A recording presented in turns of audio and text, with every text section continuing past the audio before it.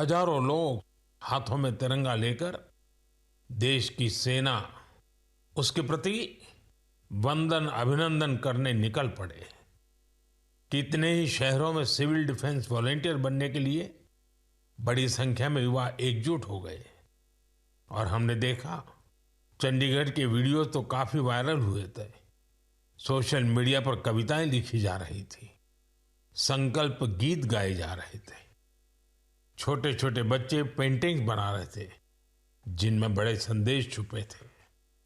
मैं अभी 3 दिन पहले बीकानेर गया था।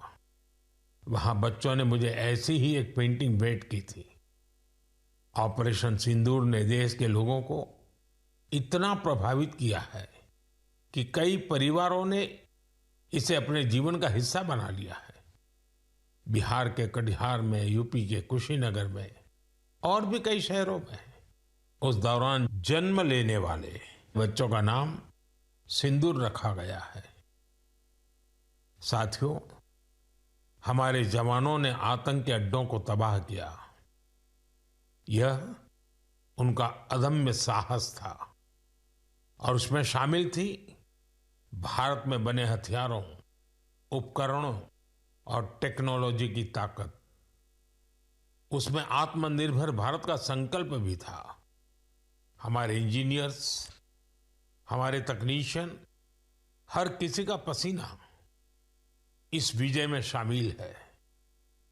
इस अभियान के बाद पूरे देश में वोकल फॉर लोकल को लेकर एक नई ऊर्जा दिख रही है।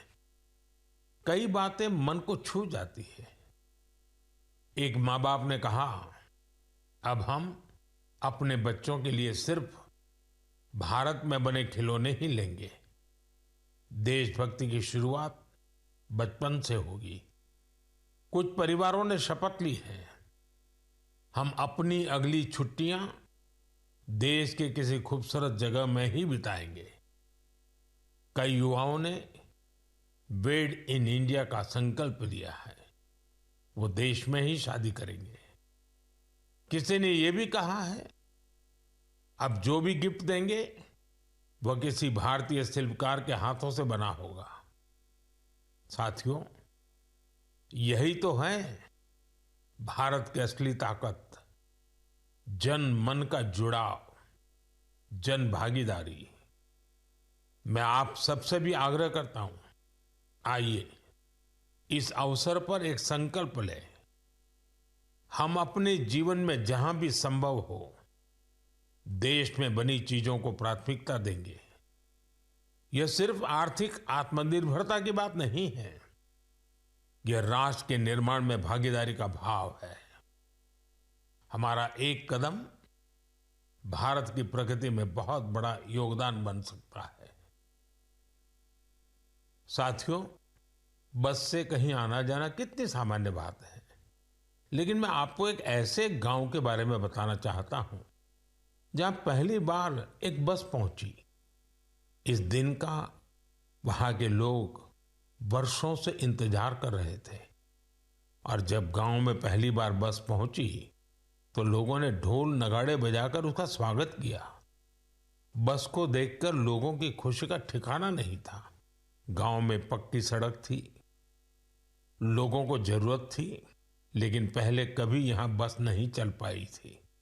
क्यों? क्योंकि ये गांव माओवादी हिंसा से प्रभावित था। यह जगह है महाराष्ट्र के गढ़चिरौली जिले में और इस गांव का नाम है काटेजरी। काटेजरी में आए इस परिवर्तन को आसपास के पूरे क्षेत्र में महसूस किया जा रहा है।